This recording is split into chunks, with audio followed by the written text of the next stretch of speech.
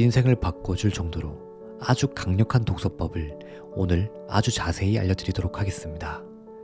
제가 알려드리는 이 총 4가지의 독서 방법을 통해 아주 놀라운 경험을 하시게 될 것입니다. 이 영상을 보시는 여러분은 반드시 잘 됩니다.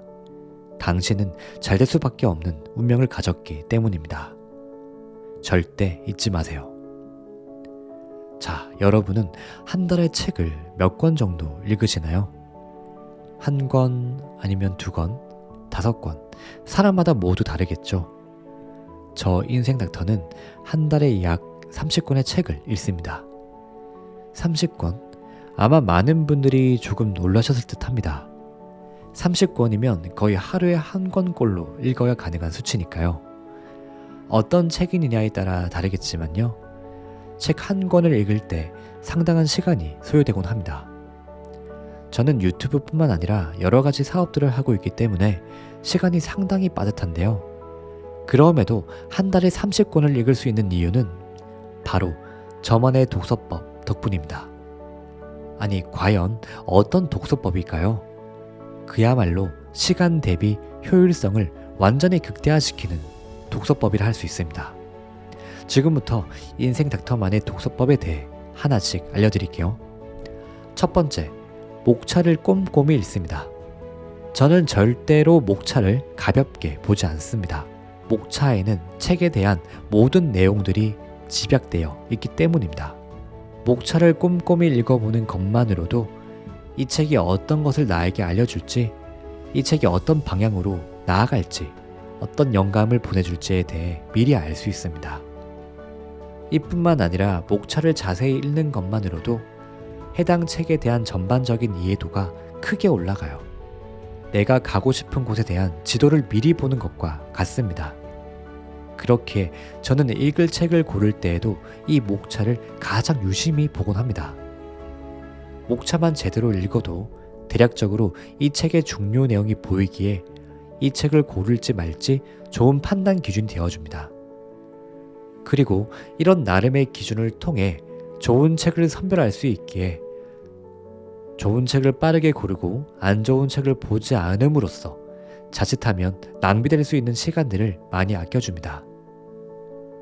그리고 저는 책을 본격적으로 읽기 전에 어떤 부분을 우선적으로 읽어볼지 또는 세심하게 중점적으로 읽을지도 표시합니다.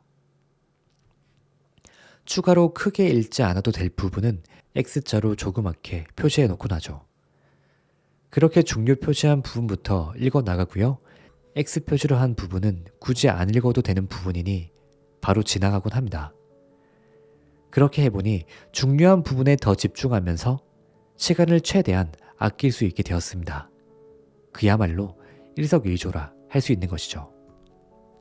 두 번째는 책을 모두 읽지 않는 것입니다. 많은 분들이 책을 고르면 1페이지부터 차근차근 하나씩 순서대로 읽어 나갑니다. 중간에 불필요한 내용도 억지로 참아가며 꾸역꾸역 읽습니다. 책이 300페이지라면 그 300페이지 모두가 중요한 내용들이 절대 아닙니다. 어떤 책이라도 그럴 수가 없습니다. 정작 정말 중요한 내용들은 한 50페이지가 될까요? 그보다 미만일 수도 있습니다. 그래서 책을 읽을 때는 어느 정도 완급을 조절하는 게 좋습니다. 억지로 쭉 다 읽어 나가는 것이 아니라 중요한 부분에는 집중해서 읽고 크게 중요하지 않은 부분은 눈으로 스윽하며 빠르게 읽어 나가는 것이 좋습니다. 아예 목차를 쭉 살펴본 다음에 먼저 읽고 싶은 부분부터 읽으셔도 되고요. 다시 말씀드리지만 어떤 책이든 간에 핵심 내용은 모든 페이지에 있지 않기에 불필요한 부분은 그냥 넘기셔도 무방합니다. 보통 작가는 책을 쓸 때 글의 앞부분과 뒷부분에 많은 신경을 쏟게 됩니다. 즉, 앞부분과 뒷부분에 그 책의 핵심 내용이 담겨 있는 것이죠. 그래서 저는 이 부분을 읽을 때 꼼꼼하게 아주 자세히 읽습니다. 자, 세 번째는 발췌독을 즐겨하는 것입니다. 다시 말씀드리지만 책 한 권을 억지로 다 읽는 것보다 가볍게 쭉 훑으면서 중요하지 않은 내용은 빠르게 스킵하고 중요 내용에 더욱 집중해서 읽는 것이 아주 효율적인데요. 저는 여기서 중요 내용 중 핵심이라 생각되는 부분은 따로 발췌독을 하고 있습니다. 우리가 책을 읽더라도 그 중요 내용을 완전히 기억하기는 힘들고 무엇보다 발췌독으로 하나씩 모아가다 보면 그것이 모여 상당한 인사이트를 발휘하기 때문입니다. 책에 있는 핵심 내용을 자연스럽게 복습하여 나에게 체화시켜 주도록 도와주며 내가 필요한 순간마다 하나의 힌트가 되어줍니다. 발췌독을 하면서 해당 책의 빈 여백이나 메모장 또는 노트에 옮겨 쓰는 방법이 있고요. 띠지를 붙여서 표시해 놓는 방법이 있으며 밑줄을 긋는 방법이 있습니다. 자신에게 맞는 방법을 쓰시면 되는데요. 저는 이 세 가지를 모두 함께 쓰는 편입니다.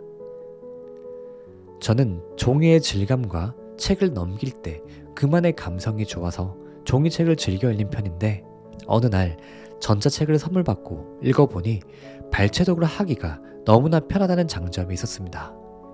슥슥 읽어보다가 발췌독 하고 싶은 내용이 있으면 그 내용을 그대로 나의 파일에 넣어두는 것이죠. 이렇게 쉽고 빠른 발췌독의 매력에 빠져 그 이후로는 전자책도 종종 읽고 있습니다. 자, 이제 마지막 네 번째는요. 책을 지저분하게 읽는 것입니다. 저는 예전엔 책을 아주 아끼는 편이었습니다. 마치 책을 신주단지 모시듯 했었는데요. 심지어 책에 무언가 표시를 하거나 책을 접는 것조차 꺼려했습니다. 그러던 어느 날 아이스 아메리카노를 마시다가 실수로 읽던 책에 모두 쏟게 되었습니다. 아껴보던 책에 여기저기 얼룩이 생기니 너무나 속상하더군요. 그래서 기왕 이렇게 된 거 이 책은 낙서도 하고 밑줄도 긋고 여기저기 마음껏 읽어보자는 결심을 했습니다. 처음엔 조금 거부감이 들긴 했었는데요. 막상 이렇게 해보니 너무 좋았습니다. 편했거든요. 마치 나의 생각이 책과 함께 스며들어 책에 있는 내용이 더욱 쉽게 나의 뇌에 흡수되는 느낌이랄까요? 그 이후부터는 저는 책을 지저분하게 읽습니다. 중요하다고 생각되는 글에 밑줄을 그어놓는 것은 물론이고 해당 글에 대한 나의 생각들을 책 여기저기 적어놓기도 합니다. 심지어 끄적어 놓은 낙서도 많아요. 어차피 나의 책은 다른 사람에게 보여줄 것이 아니기에 저에게 있어서 책은 마치 나의 속마음과 내 생각을 모두 적어놓는 일기장과 비슷합니다. 이렇게 책 여기저기 나의 생각들을 적어놓으면 책에 대한 내용을 나의 것으로 온전히 흡수할 수 있고 다시 그 책을 읽을 때 더욱 빠르게 해당 내용을 통찰할 수 있습니다. 제가 알려드린 이 네 가지의 독서법을 하나하나 참고하셔서 책을 읽으면서 한번 직접 실천해 보시기 바랍니다. 장담하건대 큰 도움이 되실 거예요. 독서의 패러다임을 바꾸는 아주 좋은 계기가 될 것입니다. 그럼 언제나 소중한 당신을 응원합니다. 당신의 요술램프 인생닥터가 언제나 힘이 되겠습니다. 감사합니다.